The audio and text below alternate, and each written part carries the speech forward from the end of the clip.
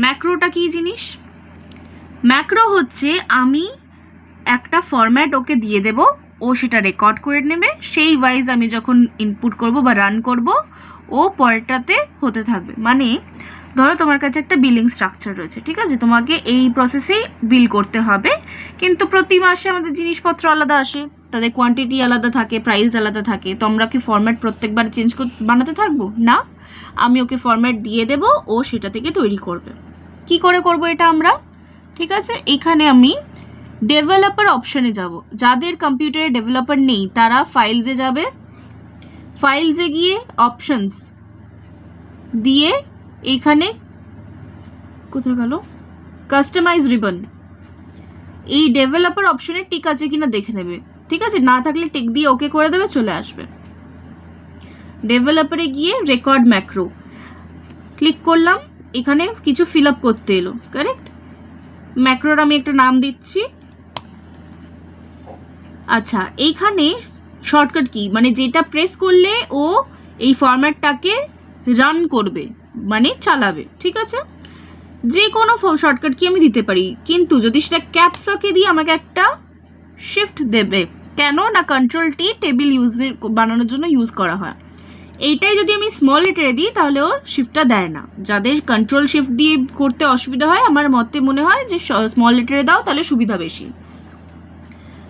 Disk workbook মানে এই ওয়ার্কবুকে যে কোনো শিটে অ্যাপ্লিকেবল, নিউ ওয়ার্কবুক মানে অন্য একটা ওয়ার্কবুকে অ্যাপ্লিকেবল, আর পার্সোনাল ম্যাক্রো ওয়ার্কবুক মানে তোমার কাছে সেভ থাকলেও তুমি ইউজ করতে পারো। আমি ডিস্ক ওয়ার্কবুকই করছি। ডেসক্রিপশনে তুমি এটা লিখে দিতে পারো যে এই ম্যাক্রোটা কী কাজে লাগে। এবার আমি ওকে করব, এই রেকর্ড ম্যাক্রোটা স্টপ রেকর্ডিং হয়ে যাবে কনভার্ট, যেরকম আমরা ভিডিও রেকর্ডিংয়ে হয় না সাইন, ওরকম চলে আসবে। দেখো ওকে করলাম, এ দেখো স্টপ ম্যাক্রো হয়ে গেল, রেকর্ড স্টার্ট হয়ে গেছে। স্টার্ট হয়ে যাওয়ার পর এরা কিন্তু স্টেপ বাই স্টেপ দেখাবে না যখন তুমি অ্যাপ্লাই করবে, ও কিন্তু ডাইরেক্ট জাস্ট করে নেবে, ওর মনে রাখার জন্য ও শুধু এখন দেখে রাখছে।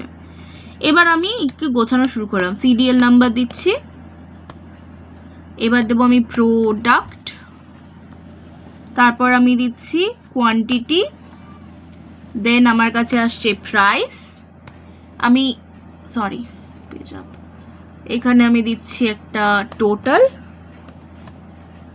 আর এইখানে আমি 1 2 না 1 2 দেবো না,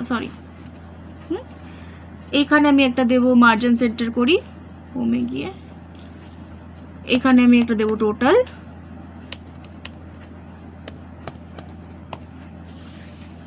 এটা একটা মার্জিন সেন্টার, এইটাকে তোমরা বোল্ড করতে পারো, এটাকেও বোল্ড করতে পারো, দিয়ে সবটাকে আমি বর্ডারে এনে মিডল অ্যালাইনমেন্ট করছি। এখানে আমি ফর্মুলা দিচ্ছি গুণের, কোয়ান্টিটি মানে একটার রেসপেক্ট এখানে প্রাইস লেখা থাকবে, কোয়ান্টিটি লেখা থাকবে, টোটাল প্রাইসটা কি হচ্ছে আমাকে এখানে দেখাবে এক একটা প্রোডাক্টের, এখানে থাকবে টোটালটা মিলিয়ে কত হচ্ছে সেটার অ্যামাউন্ট থাকবে, ঠিক আছে।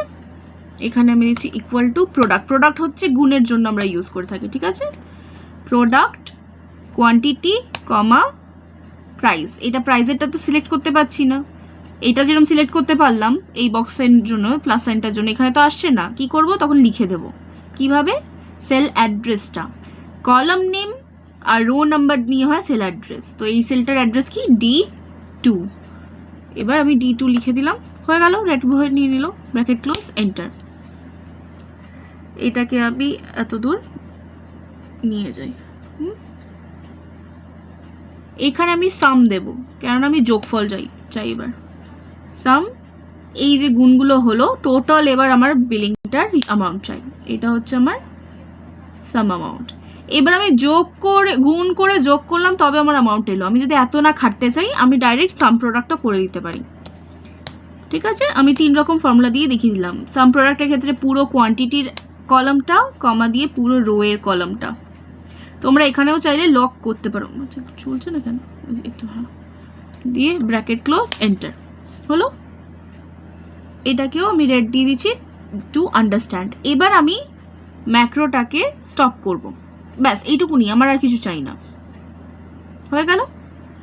সেভ হয়েছে কিনা তুমি এখানে দেখতে পারো, এই যে ক্লাস বলে, একটা নতুন শিট নিলাম, এখানে আমি, আচ্ছা এটা তো আমি ম্যাক্রোটা রেকর্ড করেছি, এখানে দেখি ফর্মুলাটা অ্যাপ্লিকেবল হচ্ছে কিনা, আমি ধরো এখানে দিলাম একটা, ফার্স্টে লিখছি আমি এখানে কি বোর্ড, ঠিক আছে। কোয়ান্টিটি হচ্ছে 4টে, প্রাইস হচ্ছে ধরো তোমাদের 850। দেখালো, এলো, হিসাব হচ্ছে কিন্তু 4টে ইয়ের। মাউস 2টো, কত করে, 450 করে প্রাইস দেখাচ্ছে। বোঝা গেল? এরকমভাবে আমরা করতে পারি। তো এইখানে তুমি ফর্মুলা দিয়েছি, ও চলে আসবে। পাশের শিটে আমি কিছু দিইনি, তুমি ধরো অন্য কিছু আনতে লাগছে তোমার। আমি কি করব, শর্টকাট কি দিয়েছিলাম, কন্ট্রোল টি। এখানে কন্ট্রোল টি দিলাম, কন্ট্রোল টি দেব, রান হয়ে গেল অটোমেটিক। কিন্তু আমি কিন্তু শিট 5-এই রয়েছি, ঠিক আছে।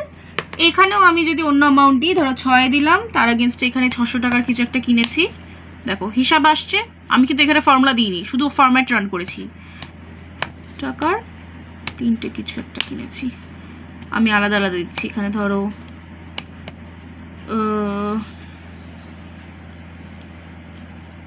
কিছু একটা শার্ট, প্যান্ট, বোঝা গেল?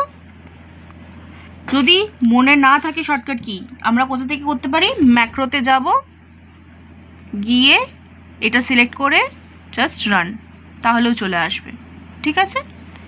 এই হচ্ছে ম্যাক্রো।